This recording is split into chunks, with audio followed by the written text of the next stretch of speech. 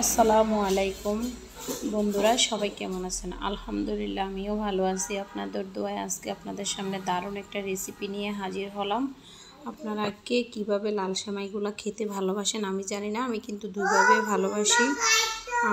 আমি দুইভাবে ভালোবাসি, রান্না করে এবং ভাজি করে খেতে। আপনারা কি কখনো এভাবে ভাজি করে খেয়েছেন লাল সেমাই? কিন্তু জানাবেন। আমি প্রথমে কিছু 250 গ্রামের মতো লাল সেমাই নিয়েছি, কিছু নারিকেল কুচি নিয়েছি, কিছু চিনি এবং দুধ গুঁড়া নিয়েছি। এগুলাকে ভালোভাবে আমি সুন্দর করে ভেজে নিব। কিভাবে কি করি সব কিছু দেখবেন, আপনাদের সামনে সমস্ত কিছু শেয়ার করব। প্রথমে আমি চুলাতে একটা প্যান বসিয়ে নিয়েছি।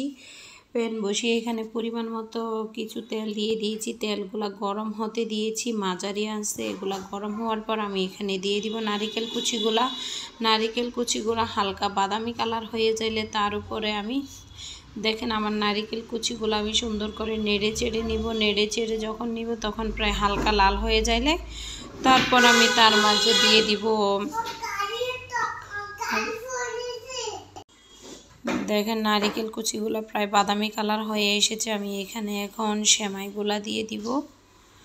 আর আমি এভাবে রান্না করতে খুবই ভালোবাসি। রান্নার জিনিসটা না আমার খুবই ভালো লাগে। আমার রান্না করতে খুবই ভালোবাসি। আমি সব সময় রান্নাটাই আমার পছন্দ হয়। দেখেন আমি এগুলাকে ভালোভাবে নেড়ে চেড়ে নিচ্ছি, কারণ নারিকেলগুলা আর সেমাইগুলো একসাথে মিক্স করে নিব, কারণ তেলগুলা যাতে সুন্দর করে অ্যাডজাস্ট হয়ে যায়। ভালোভাবে নেড়ে চেড়ে মিক্স করে নিতে হবে। আর না ভালোভাবে না নেড়ে চেড়ে না নিলে হয়তো অনেক জায়গায় শুকনা থেকে যেতে পারে। এই কারণে ভালোভাবে নেড়ে চেড়ে নিলাম। তারপরে তার মাঝে দিয়ে দিলাম পরিমাণ মতো চিনি। আর আমরা যেহেতু মিষ্টিটা খেতে ভালোবাসি, তাই এখানে তো চিনি না দিলে প্রবলেম। চিনি এবং গুঁড়ো দুধ পরিমাণ মতো, স্বাদ মতো লবণ দিয়ে দিয়েছি।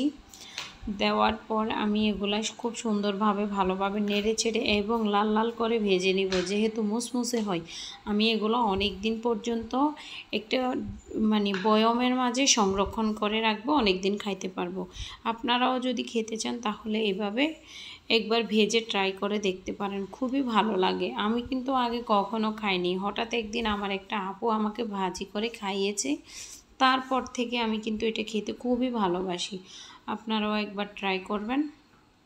দেখেন আমি খুব সুন্দরভাবে নেড়ে চেড়ে নিচ্ছি। এগুলা খুব সুন্দরভাবে যখন নেড়ে চেড়ে নিব তারপর এগুলা খুবই সুন্দর হয়ে লাল লাল হয়ে যাবে। আমার প্রায় এগুলা হয়ে গেছে। আমি এখন আপনারা সবাই হালকা আছে বা মাঝারি আছে ভেজে নিতে পারেন, যাতে নিচে পুড়ে না যায়। পুড়ে যাইলে আবার তেতু হয়ে যাবে। যদি আপনি হালকা বা মাঝারি আছে সুন্দর করে নেড়ে চেড়ে ভেজে নেন তাহলে এগুলো মুসমুসে হবে, খেতেও খুব স্বাদ হবে। আমার এগুলো প্রায় হয়ে গেছে। এখন আমি একটা বাটিতে নিয়ে নিয়েছি, কারণ এগুলো ঠান্ডা না হলে বয়মে রাখা যাবে না।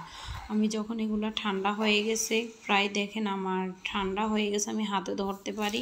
আর আমার খেতে না খুবই ভালো লাগছে। আমি এখন এগুলাকে ঠান্ডা হয়ে গেছে প্রায়, আমি এগুলাকে এখন একটা বয়মে নিয়ে নিয়েছি। দেখেন অনেকগুলা ভেজেছি, আমি অনেক দিন খেতে পারবো। আমি আপনাদের সামনে না হয় একটু ট্রাই করে দেখাই, আপনারা দেখেন কেমন টেস্টি হয়। তাই আমি তাড়াতাড়ি এগুলা বয়াম থেকে একটু করে নিয়ে নিলাম আপনাদের সামনে খাওয়ার জন্য। তো আমি কিভাবে খাচ্ছি বা কি হচ্ছে, আজকের ভিডিওটি কেমন হয়েছে, আপনাদের কেমন লেগেছে জানাতে কিন্তু ভুলবেন না। দেখেন আমি কিন্তু খাচ্ছি আপনাদের সামনে। সম্পূর্ণ ভিডিওটি দেখে কেমন হয়েছে জানাতে ভুলবেন না। আজকের মতো এতটুকুই। আল্লাহ হাফেজ।